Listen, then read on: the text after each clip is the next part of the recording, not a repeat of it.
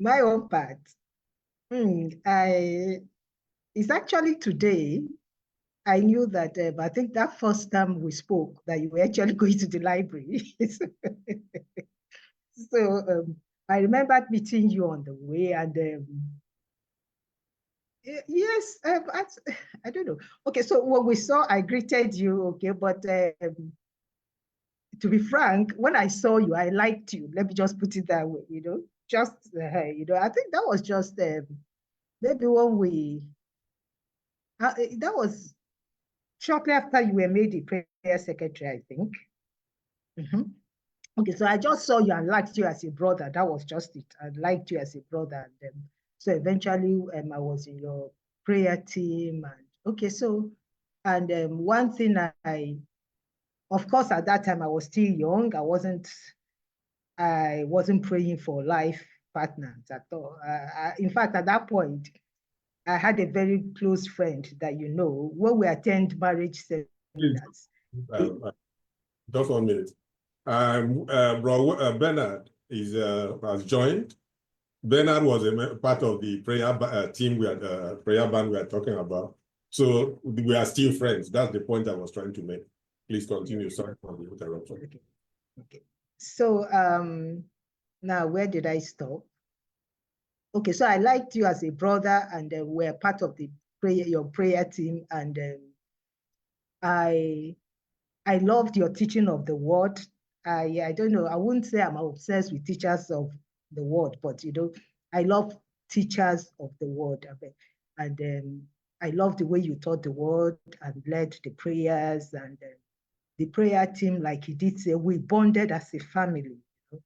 We're just like one. It didn't take days for us to just all unite together in spirit. Let me put it that way, as if we had known each other for long, So, well, the prayers went on, and we're all praying sincerely and all that. But like I did say, I wasn't ready for marriage. I wasn't praying about marriage. I had a very close friend, which he knows, and when we just attend when we attend marriage seminars, we just go there to hear stories and laugh, because we're quite young and we're not ready for marriage, So, okay, we went on, it went along, and one day, I think one day I saw him again, not within the prayer setting, maybe along the road or somewhere, but after that day, just impressed on my heart, this is going to be your husband. I was like, what? Okay. I knew I wasn't ready for marriage. And so, well, that impression was there. And I prayed about it personally. Of course, I didn't discuss it with him. And interestingly enough, I didn't even discuss it with anybody. I just, it was my impression, my thing, let me just put it that way. So I prayed about it, and I was, at a point, I think I didn't handle it well, in the sense that it was disturbing me. Let me just put it that way. But somehow I didn't really, there was nobody I felt I could confide in. So I just then prayed about it and managed the situation myself. So we continued in the prayers, and nobody knew anything, But surprisingly, there are some elderly Christians, sisters amongst us then, that we looked up to, they took care of me, The way they would ask me questions about him, I'm like, what is it? And, they were his friends. They were closer to him, as it were, because they were all in the escort together, So, but the way they would ask me, I could remember one day, one of them asked me, did he write you during the holidays? So I was like, what kind of questions, are these, that kind of thing. So, well, let's go on. While in school, especially in my final year, I had quite a lot of proposals from well-meaning brothers, Some of them were very good. And I had, like he did say, we had quite a number of friends, males and females, Christians, not unbelievers, Christians.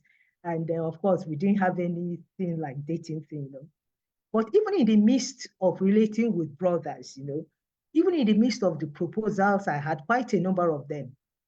Even if I want to consider any of them, what just pops up in my mind is that impression you had, where will you say it came from? So that kept coming over and over. And then I didn't, so once that pops up, I just knew I didn't have to pray about anyone before telling the person no. The issue will now be how to say the no so that the person will not be offended. So that early impression I had kept me. It kept me, even though I wasn't ready for a relationship, that's marriage relationship, but it kept me. I wasn't, when other brothers come, I didn't have to go break my head because I knew what I had was strong and it was from God.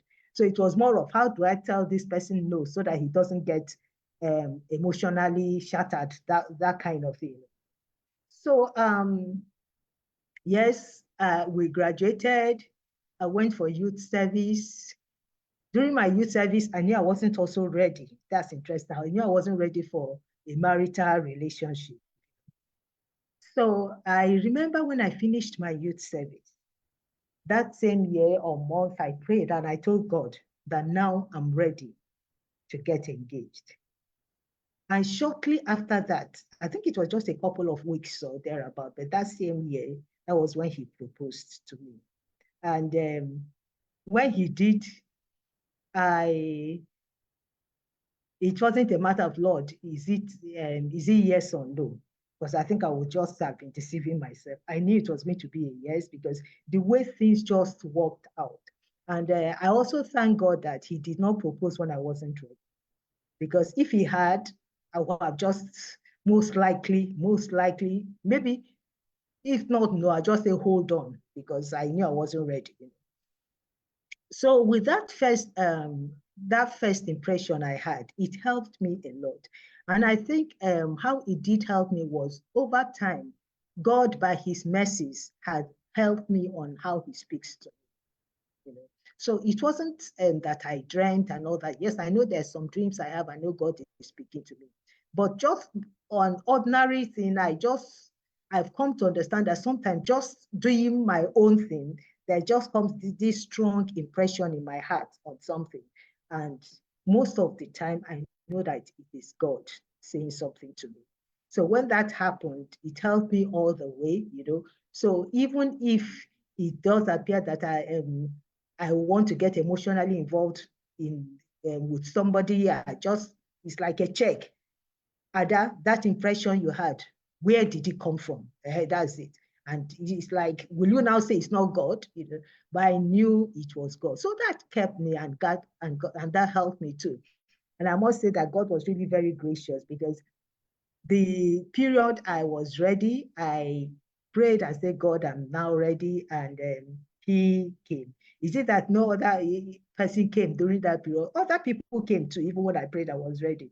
But I knew, no, this wasn't it. This is the one that God has kept me for, So that was that. And yes, let me also say something.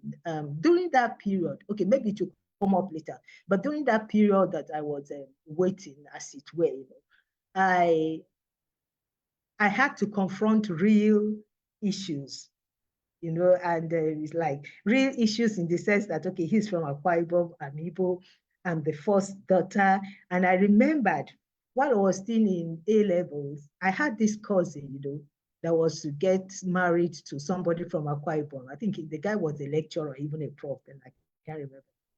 And then I was still a teenager. So when my dad mentioned it, I said, Daddy, what's wrong with it? He said, what do I mean? That any of his child that does that is going to disown the child. So those things played back, and I prayed about them.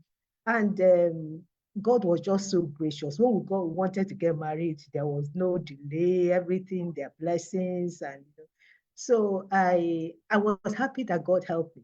And let me also say this. I know I have a temperament that, if not checked, my emotions could just, I could be so emotional, And for the fact that God made this clear to me at a very early age, when I wasn't even considering marriage, it helped me a lot.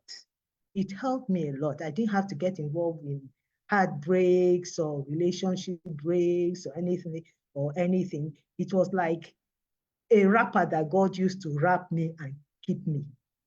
So yes, that was it.